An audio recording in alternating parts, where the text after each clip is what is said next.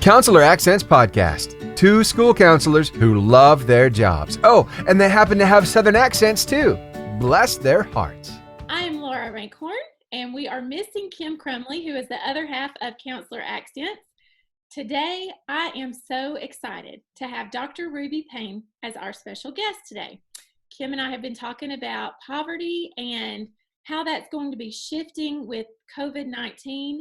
And as we were talking, I said, why don't we get the specialist on poverty? That's Dr. Ruby Payne, because I knew her from reading her book, A Framework for Understanding Poverty, and she has graciously agreed to be on our podcast today. And Dr. Payne, I can't tell you how honored I am to be able to talk with you today.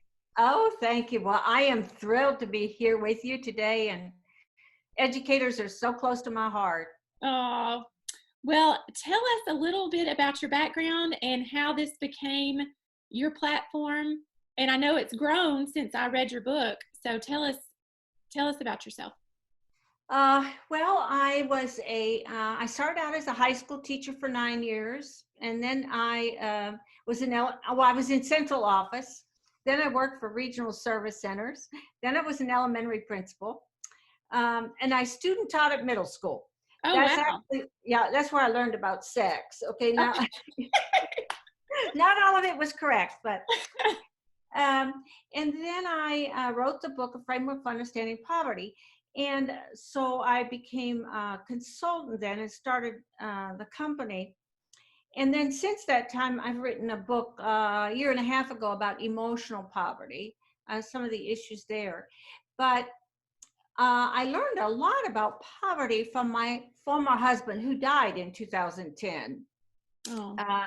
And he grew up in extreme poverty, came originally out of West Virginia, and then I met him in Indiana in his neighborhood. And that's how I learned about how poverty actually works in the reality, so that's what prompted this whole thing, though, was I was director of professional development in Baytown, Texas, which is just east of Houston on I-10. I had a principal come to me one summer and she said, Ruby, you've got to help me. She said, last year I had 800 students and 900 discipline referrals. And she said, if I have a year like this again, I won't make it. So I said to her, what's your data say? And she said, well, the data doesn't help. And so I knew she wasn't collecting the right data. So I said, tell me a story, because she was a beginning principal. And the research is that when you're becoming an expert in anything, you collect first stories, okay? From the stories, you make patterns, okay? So I said, okay, tell me a story. And I'm going to tell you the story she told me because this is what started the work, okay, the book, okay?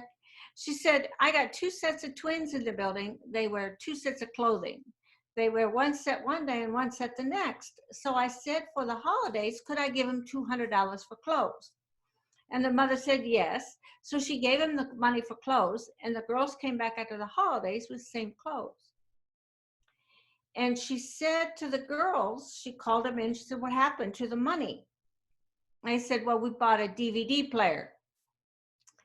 And I said, well, if I was the mother, I would have done that too. And she said, you can't be serious. I said, I am. I said, look, poverty's painful. And a priority for your money is entertainment, okay? It takes away the pain. And she said, but they needed those clothes. And I said, and did they ask you for them? And she said, no. I said, so how did you decide? Well, anyway, she was having so much difficulty with the concept. I finally told her a story from wealth and asked her this question. So I'll ask you the question I asked her. Okay. Because for a while, my former husband was a bond trader in the Chicago Board of Trade. So we were thrown in with really wealthy people, okay? Gotcha. And I was in this woman's home, had an income of probably $6 million a year. She did, but she's a bitter woman because she believes she's poor. Yeah, because she knew somebody had a fully staffed and maintained yacht, and she didn't, okay? All right. Anyway, she probably had $22 million worth of original art in her home, okay? And I recognized one as a Picasso, and I made the mistake of saying that looks like a Picasso. it was a $1.4 million Picasso. I learned that if you want to insult someone in wealth, all you have to do is infer that their artwork is a replica, you know? Oh my goodness. So, so I said to the principal, so this is the question I'll ask you that I asked her. I said, so if someone gave you a $1.4 million Picasso, what would you do with it? I would sell it. Exactly. I said, because you'd be thinking, I lived this long without a Picasso, I'll bet I can live some more. Such a And good point. I said, that's what the girls were thinking about their clothes. Such a good point. And I was talking to somebody last week, and we were talking about poverty, and just the mindset is completely different. Someone had offered to buy someone's dinner, and they didn't have anything to their name. So you think you don't have money to be throwing away to buy someone's dinner. But they said it won't make a house payment, so I might as well spend it on a meal. And so the frame of reference is just different from our frame or somebody else's frame of reference. It's like you said, perspective, the $6 million compared to a fully staffed yacht, just the mindset shift. Yeah. That's right. Yeah. And so one of the things I've been following is, I'm sure everybody has, COVID, and how that will change people's priorities. Mm-hmm. It already has. Mm-hmm. People are realizing, no, I don't have to shop retail. I love shoes, you know, but I'm learning, hey, I don't need those shoes. And furthermore, there's no place to wear them. Okay. Right. And so and then you start thinking, well, did I ever need those shoes? And so what I think people in the work, we define poverty not just about money, but about 8 resources. And because resources stabilize your reality, and poverty actually comes when your resources get destabilized. And then it's kind of like a cascade, okay? One destabilizes, another destabilizes, another destabilizes another, and pretty soon there are virtually no resources, and the world is pretty unpredictable. And for many of our students right now, there's been one more piece that has not happened to my knowledge base in my lifetime. And that is, schools serve as the primary safety net for children, and they serve as the primary distributor of resources, particularly if you're from poverty, okay? So like vaccination records, those go through the schools, okay? Child abuse referrals, those go through the schools. Counting children, that goes through the schools. And one of the things is, you start looking at how the system, schooling system, really acts as a safety net and a stabilizer for children. And that's gone. True. That is so true. Yes. And you're so right. I think about the lunches that are provided, the meals, breakfast and lunch, and we even provide dinner in our school system. And I had thought about that, but I hadn't thought about how they're the keeper of the records. And I had thought about the child abuse reports and everything. But it is that safety sense of security has been taken from students. Well, and it's the delivery system for children. Yeah.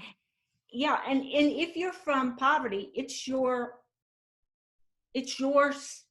keeps you alive, okay, many times, and that's gone. And that fabric, that net is gone. And that, I think, is, like, I was talking to a high school teacher in one of the Native American Indian reservations in Arizona.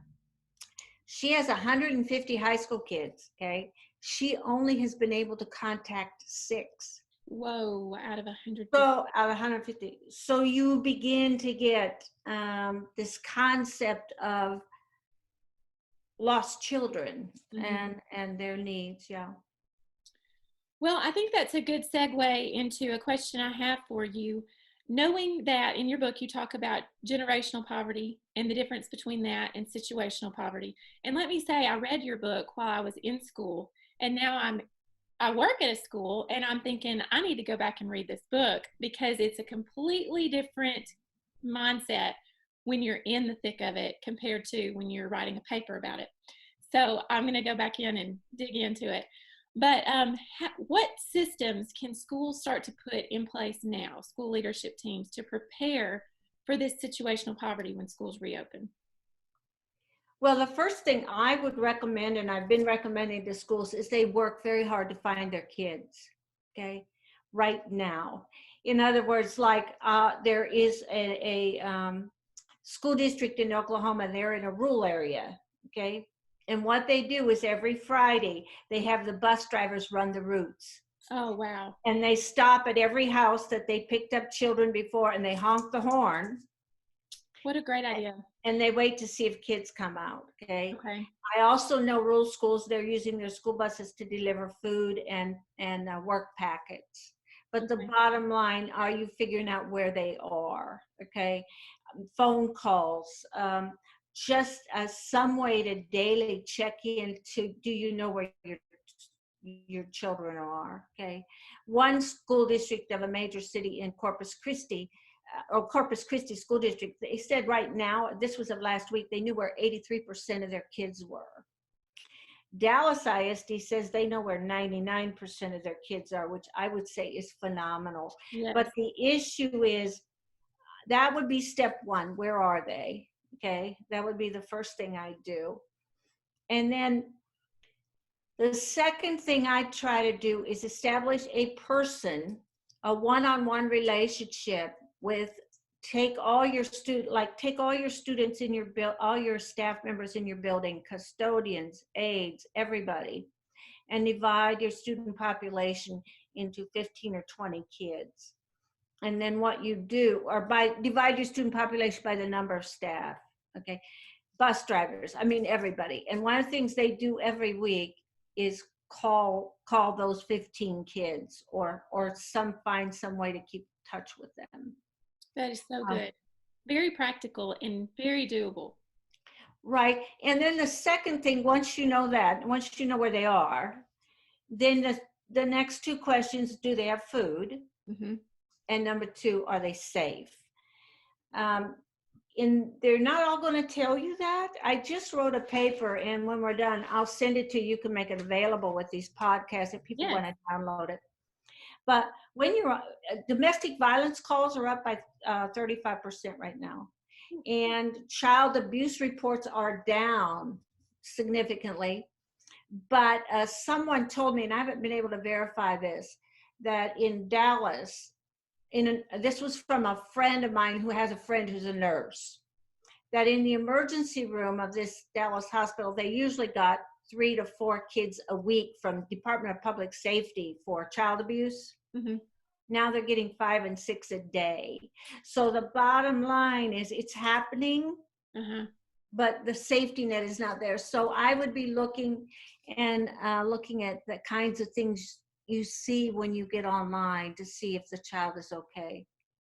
Wow, you've just made my brain go in 100 different directions at one time, because what that tells me is, I'm going to say school counselors, but educators in general are providing that proactive catch it before it happens.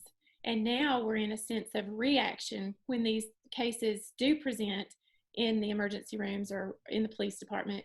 And so it shows me that we've been very proactive in catching the things, and what can we do to improve that? So, in fact, the research is that the majority of child abuse reports come out of the school system.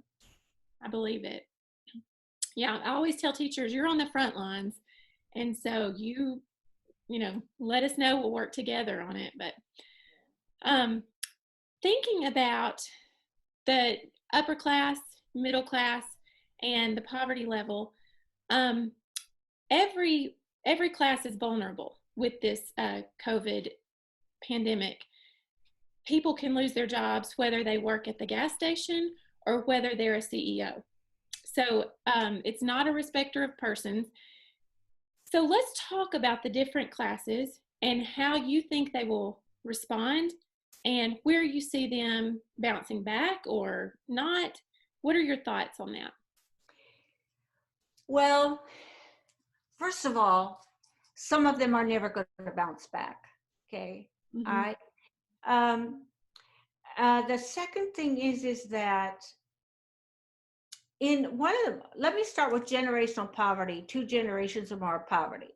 One of the most interesting pieces of research that came out of New Orleans after Hurricane Katrina was that in poor neighborhoods, generational poverty neighborhoods, people who made it out were people who had more social capital than people who did not. In other words, did they have relationships and support systems? Okay. Mm-hmm. Because when all your resources dissolve, and the one that is the most important is physical, and I think as people are figuring out right now, you lose your health, you lost everything. Okay. Mm-hmm. 75% of personal bankruptcies are related to a physical illness, a medical thing. So you lose that resource, and then everything else craters beyond that. Okay, your social connections crater, your emotional connections crater. You might have mental losses, so one of the things that happens is your money craters. And so the one resource that nobody can take away from you is spiritual and belief in divine guidance and belief in support. It's the resource that's most related to resiliency. But the thing is that they start cratering. So in generational poverty, it was the people. And when things crater, what happens in extreme poverty is it boils down to 2 things: food and water and relationships. Those are the 2 basic things you have to stay alive. And people go, you can stay alive without relationships. And I said, and absolutely you cannot, because relationships help you give food and water. You're right. When there's scarcity, it boils down to those 2 things. Mm-hmm. And food is the greatest thief. Not having it takes everything away from your ability to think. It takes your physical strength. It takes away your moral code. You'll do anything for food. I mean, so what you see is it boils down, and as resources shake out in the bottom, that's it. So in generational poverty, it was the people who kept them alive after Hurricane Katrina, okay? And you learn to barter and you learn to share. In middle class, okay, you get identity from your job, your achievement. Well, if you lose that, okay, then there's a huge sense of failure, okay, and shame. Now, there won't be as much pride and shame this time around, is because it's happened to everybody, okay? And I think a lot of people are just grateful to have their life, okay? But the thing is what happens when people tumble like this is, okay, you lost they can't get unemployment right now because there are too many people calling. More than one person my hairdresser has called for 3 weeks. She can't get through, okay? So what you have is this kind of gap where there's no funding, okay? Right?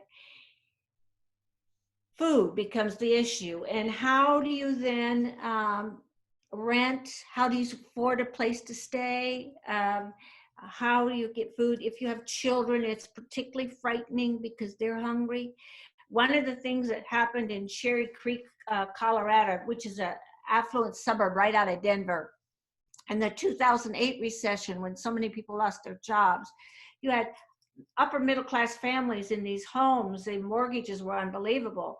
And the bottom line is they paid the mortgage so they have a place to be, but their children were hungry. But they wouldn't apply for food, because free and reduced lunch, because of the shame. Wow. But this time, I think that there'll be less shame because it's happening to everybody, all right? But the thing then becomes is, how do you deal with the loss of resources? And they tumble, okay? And then in wealth, the issue is different. Like in new money and old money, okay? New money is about having your own business and making your own wealth. And typically the fastest way to create your own wealth is through your own business. Well, you look what's happening to people. I know of one man, he owns 47 high dollar restaurants. Okay. He shut them down. Wow. Mm. So the thing is, if he owned those properties as opposed to lease them, he's got to pay real estate tax on it. He Mhm. can't pay that. Okay. He's got liabilities on equipment, on this, on that. He can't pay that. So things start to tumble. All right. Right. And then you have to figure out, and in an old money, that is another story on itself. The church I go to has some old money in it, okay, and I've old oil money. Okay. Well, right now today, oil was $8 a barrel. Okay, what that means is that in old money you live off your revenue from your trust fund. All right. Well, two things have happened right now to people. One, their principal got cut significantly in the stock market. Mm-hmm. What they say in the stock market is that you should count on being able to spend 4% of your liquid assets a year and keep your principal. So for example, you have $1 million in your trust fund, 4% of that is 40,000. Okay. Well, what has happened now, the principal in the trust fund has tumbled. Okay. Mm-hmm. So you're not getting the revenue off of that. Okay. So now what do you do? And you have properties that have been passed down inheritance wise, but they still have taxes on them. And you have domestic help. Okay. And you have club memberships. And what do you do? Okay. And so you start spending your principal. So one of the things is there's this huge anxiety then that comes from in old money, because you're looking at the trust to help you through this time. And then a lot of people don't know this, but if it's like 3 and 4 generations of money, it's not unusual that the trusts are written that if you're female, you cannot work outside the home for money. Wow. I did not know that. So you can only volunteer. Oh, wow. So it becomes this huge dynamic then about, so then the institutions you support. So like I know in the church I go to, when the 2008 recession hit, several of the people in that church who live off trust funds couldn't pay their tithes. They would call their clubs they were members of and say, I want to keep my membership, I'll pay the dues, but I won't be using your club because I can't afford to. Wow. So you see the tumbling effect of things across the board, yeah. Mm-hmm. But to have it on this massive of a scale means that even if you have assets, it's going to be hard to sell them. Right. Yes, because it has impacted so many. And so I do wonder about like the housing market and just so much. I know we haven't seen the lasting impact of what this is going to bring. We haven't seen the end of it yet. So that's alarming. It's concerning. And I feel a little bit hypocritical in like when I was coming up with questions to talk with you about today, I thought this really feels hypocritical that now I'm saying, what can schools do to put these systems in place when really they should have been in place already. We should be taking care of, and we are to a degree. I know this is just a bigger scale, but it just felt very hypocritical that now let's snap into gear and do something to help people. So I don't know. Well, I think that you have to have the political will to do that. And you have to have a compelling reason to do it. Mm-hmm. And we didn't have either one.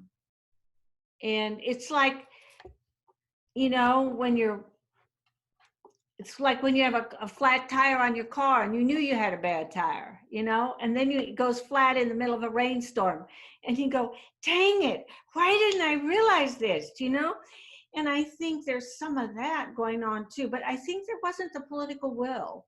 Yeah. And now there is. Yeah, And that's true.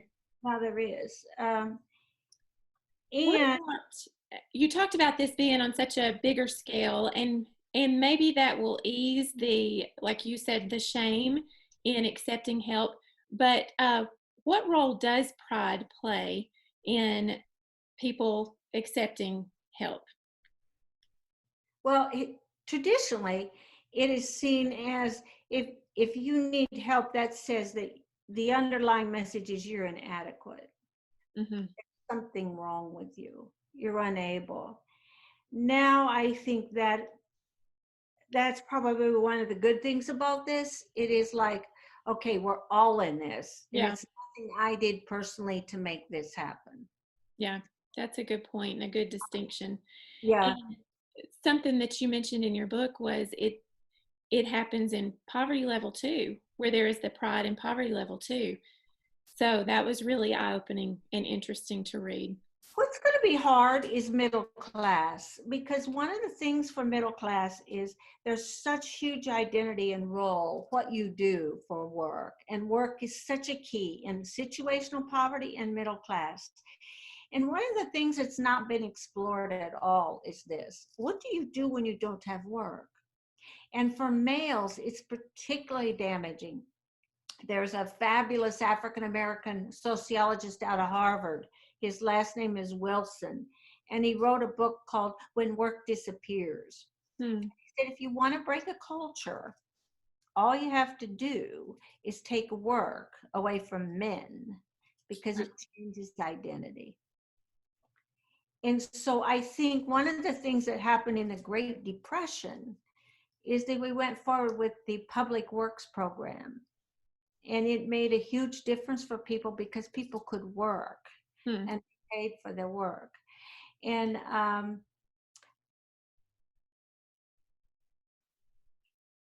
I think that this pandemic will change the American thinking in many ways. Okay. One of the things is that I think when this is over, and we either have a vaccine or much better testing, you will see people wanting to operate in groups more, and you will see relationships being much more important to people than they've been before. Wow. I can see that. That's true. And I'm hoping that it will change our institutional rigidity. I am hoping that children, students have a name, and we've been treating them as a data point. I would be so grateful if we would go back to seeing them as individual human beings. Whew, that just gave me chills. That's so good. That is so good. And as a school counselor, that definitely hits. I know so many of our listeners, that's going to hit their strong point too. You're going to hit their heart as well with that comment, because we do lump so many students together in so many things, the way they learn, the way we educate them. And we have such an opportunity right now to change everything and make it more individualized.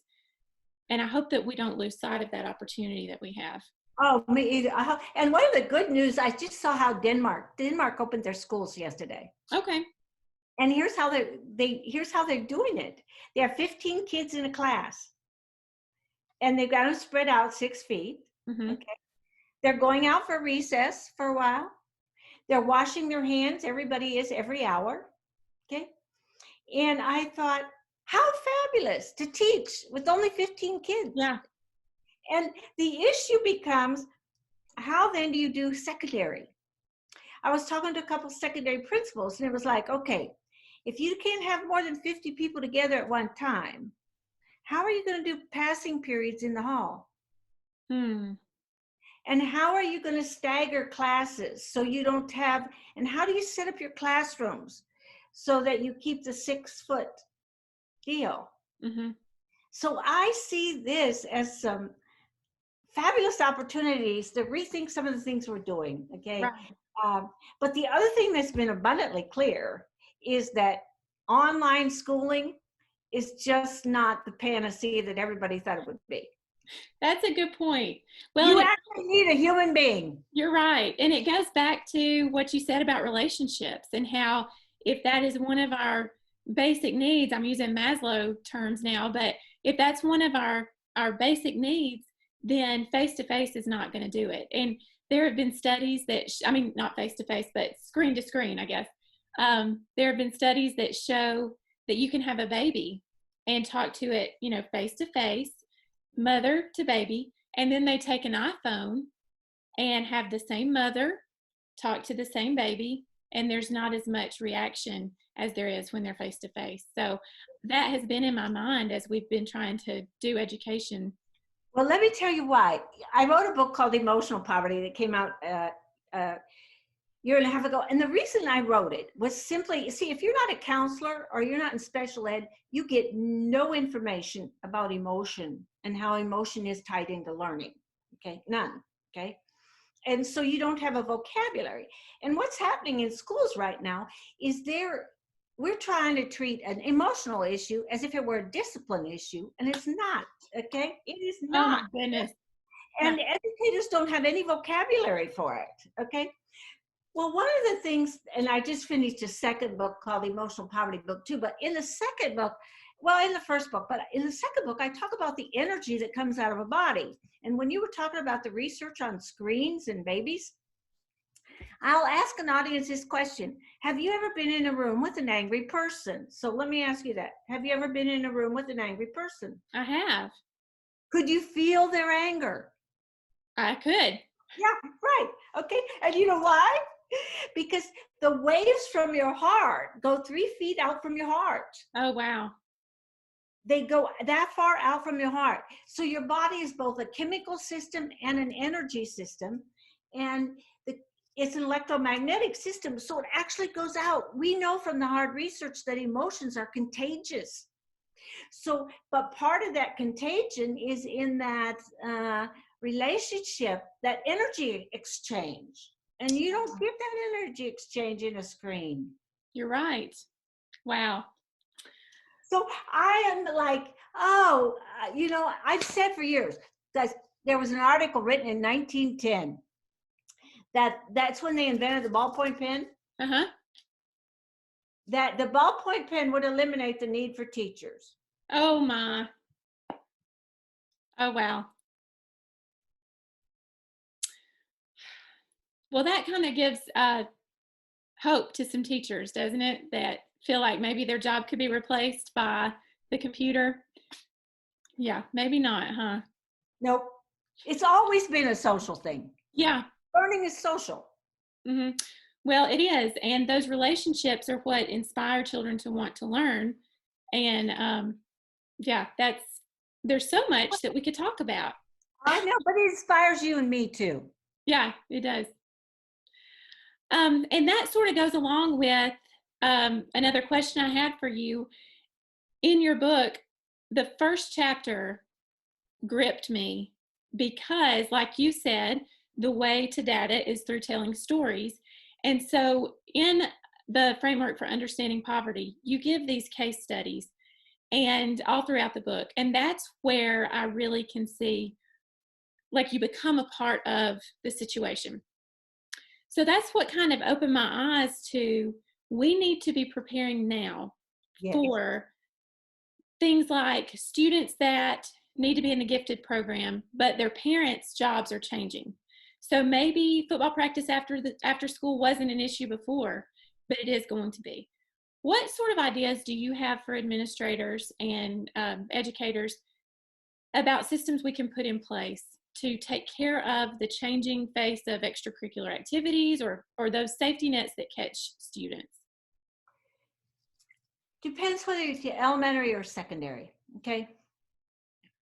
One of the things that I would look for one of the things that we talk about is not money, but we talk about resources. Mm-hmm.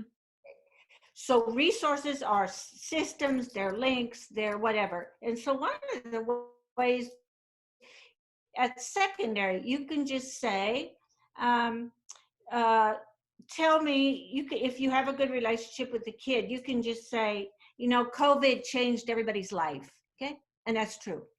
So as we think about what has changed in your life that would make getting to practice difficult, I would just be point blank, particularly for secondary kids. You just ask them point blank, okay, look, it changed everybody's life. It's not about shame. It's not about anything anybody did. It just changed everybody's life. Yeah. So the question is, what can we do now, or what do we need to do now, okay, to keep you in this program? So good. Just put it Right. out there.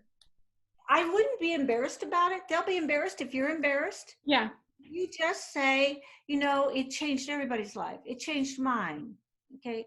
Here's some things I've had to do differently. What are some things you're having to do differently? Okay. Okay. And it's just honest, Yeah. For younger kids, I would, there's a technique that I love to give to counselors, since your audience is mostly counselors. And it's in that book, Emotional Poverty. It's called a metaphor story. And at the elementary level, well, you can use it with secondary too, but elementary, it's just magic for getting information out of kids. Like, have you ever watched a kid do something and they don't know why they're doing it and you don't know why either? Mm-hmm. Mm-hmm. What's this technique called metaphor story? It comes out of narrative therapy. And when I was a principal, I adapted it to use with kids, okay? And the rule is you never use proper names and you always end on a positive note, okay? So like, for example, I'll just give you an example so you know what I mean. You ask a lot of cause and effect questions, okay? But the research is that if you don't use proper names, it goes underneath the conscious to the subconscious. And 60% of your memories are stored at the subconscious, okay? So, I had this 5th grade boy who was so smart, but every time there was a sub in the room, he went berserk, okay? So I never saw him for anything but that, okay? So finally, I thought, this is insane. He's got a teacher that's sick a lot. I only see him when there's a sub. So I called him in one day and said, will you help me tell a story? He said, is this story about me? I said, well, it can be if you want it to be, but I'm not in the 5th grade. And if you're over 30, they think you're ancient. Anyway, Right. So he said, sure. I said, once upon a time, there was a boy. The boy got along great at school, except when a sub came. And what did the boy do? He said to me, he threw paper, made jokes, and caused trouble. That's what he did. I said, what do his friends think? Because I thought maybe there was a reason he was doing it for his friends. He said, they're confused. They don't know what to think. I said, what does the boy do when the regular teacher's there? He sits in his seat. He pays attention. He takes notes. Why didn't the boy do that with the sub? I don't know. So I thought maybe there's a reason he wanted to come to the office. So I said, so what happens to the boy when he throws paper, makes jokes, and causes trouble? He gets sent to the office. What happens when he gets to the office? Well, the principal tells him that can't happen again. Well, I'd been saying that and it worked so well, right? So obviously, so now I'm stuck. And knowing that they bring in behaviors outside of school, I said to him, so what does the boy do at home? He said, depends which house he's in. Mm-hmm. So long story, lived in mom's house, dad's house, divorce. In his mom's house, he behaved one way. His dad's house, he behaved another. So all his life, he's learned you change out behaviors based upon who's in charge. I'm thinking he's going to use one set of behaviors because it's the same place. Right. That's a foreign idea for him. So what you do is you build a solution in the story. And you say, so I said, so the boy need to use one set of behaviors all the time because it's the same place. Wow. Okay. So the boy needs to use the set he uses with the regular. Can he do that? He said, yes. So we went over those behaviors. I said, what are those behaviors? So I finished the story this way. So the boy used one set of behaviors. He used the set he did with the regular teacher because it was the same place. Okay. The boy didn't get in trouble anymore, and the boy was very successful. I never saw him again. That is incredible. That is incredible. Yes. So you could say to a kid, it's amazing every now and again you get stuck Sure. and you ask every question you know. And then I usually said to the kid, wasn't that a lovely story, But the bottom line is you find out a lot of ways. So once upon a time there was a boy, and the boy often wore the same clothes to school every day. Why did the boy do that? Hmm. Or did the boy really like that shirt? Or do you know what I mean? Yeah. You find out a lot that way. Yeah, you're right. I'm going to be using that for sure. Well, it's wonderful. A principal told me she'd been in my workshop, and she said she started using it on kids, and now all her teachers bring her a kid and they go, do that Ruby thing on him. Oh. But it's another way to find out. Well, I'm going to be using that on my own children too. I can see that working with them. Well, I got to tell you one more thing. Oh yeah, Yeah. it works on your own children. It works on adults too. Like, I remarried. Uh-huh. And when you live with somebody, you kind of have the ability to irritate each other periodically. Okay. So one of the things I've done is every now and again I'll say to my husband, I have to tell you such a sad story. He goes, oh no. What happened? I go, well, there's this woman. Oh, how funny. And I said, and you know what the woman did? He goes, no, what? And by the time you're done, you're laughing. Okay. Right. Well, okay, you just gave me some marriage advice too. I'll be using narrative therapy on my husband too, or metaphor. Well, I want you to tell us about some of the fabulous stuff that you have going on right now. I'm definitely ordering Emotional Poverty. That's going to be my next order. What else? I had seen that you have webinars, and you've just got all kinds of things going on. So tell us some of your resources. Well, one of the things that I would recommend to a lot of counselors who are in the audience right now is that the Emotional Poverty book, we have a training online and on demand, but we also have a training certification where we give you the PowerPoints and you can take it back and train your staff if everybody has a book. And what we are doing is the first book, Emotional Poverty. What I'm more worried about than anything else, quite candidly, is we're just losing teachers in droves. Mm-hmm. We're 400,000 teachers short last year. And the bottom line is they're leaving because it's too frustrating. They're dealing with children with all these emotional issues. People are giving them, they're doing trauma-informed care. They're telling them what it is, but there's no strategies for them to deal with it. Like, for example, one of the quickest things for your counselors to know, one of the fastest ways to calm down a kid who's upset and angry is to make them look at the ceiling.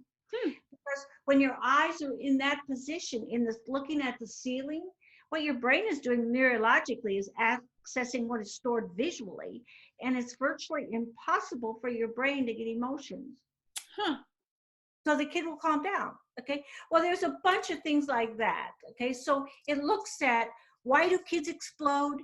How do you help them name their behaviors?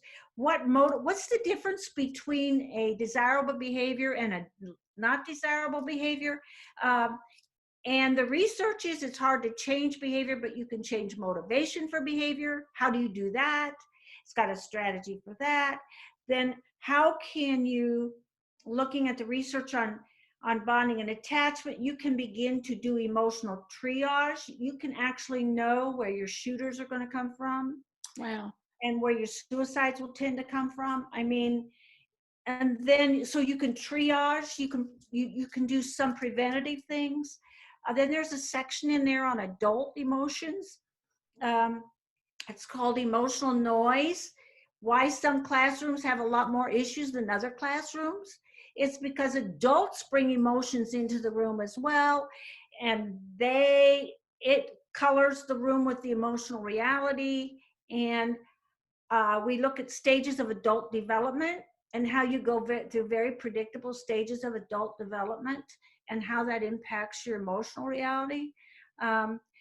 And the most dangerous age to be an adult is 35 to 45. Wow. More adults twist off in that age frame than any other age frame. Okay. We look at male brains, the difference between male and female brains and how they process emotion. The average female brain can process emotion in 2.5 minutes. The average male brain takes 3 to 5 hours. So yes, and the strategies for dealing with that. Okay, so and then we look at, so that's what that book looks at, how you begin to handle emotional realities very different and name them. And then the subsequent book, Emotional Poverty 2, which will be out in August, looks at the adolescent brain. It looks at body tells. Like, for example, if you want to know if a kid is telling you the truth or not, what would you say is the most honest part of the body to watch? I would think the eyes. That would be wrong. Okay. It would be their feet. Okay. And the reason is that their feet, when you have an emotional hit, the first place, and you would not be alone. That's what everybody says. Okay. So I always ask that question to get people's, and they'll go, but what happens is the first emotional hit you have is on the brain stem. Your brain stem makes a decision. Am I going to run? Am I going to fight? Or am I going to flee? And run, fight, or freeze. And the first place that's reflected is in your feet. Wow. Okay. So so there's a whole bunch this is an FBI guy who did a lot of research on what bodies mean and the signals from bodies and what they mean. For example, when someone has when they're emotionally upset, the body immediately self-soothes. And one of the most common ways to self-soothe is to rub your throat. There's nerve endings right there. So there's a lot of pieces there about how you watch the body. Then there's a section in there on, as I said, adolescent brains. There's a section in there on secondary stress syndrome, adults. You actually have an app on your phone that tells you exactly how much stress your body physiologically is actually under. And you can find out. So there's a lot of pieces in there for people. But again, I am heartsick about the number of teachers we're losing, because you can't have a strong country if you don't have good teachers for your children. And yeah. You are so right. And I can tell you are an educator at heart through and through, and that is your passion. Your website, tell everybody your website so they can go to find these resources. It's a www.ahaprocess, AHAPROCESS.com. Okay. The reason I named my company AHA, and I'm really sorry I did, okay, because people wrote on their evaluations, this was an aha for me, okay? Yeah. Right, well, then nobody knew how to answer the phone. Uh-huh. Oh. I mean, it was a problem, but I didn't think about that. How funny. Well, is there anything that we haven't covered that you want the audience to know? The only thing is that when school starts again, it's going to take incredible levels of understanding and patience. You are right. And that is something that we can be working on now. We have all this time to really, I just keep thinking, put these systems in place and flex our patience and flex our grace muscle so that we're ready for these stories when they come back. Like you said, find the kids first so nothing catches us off guard.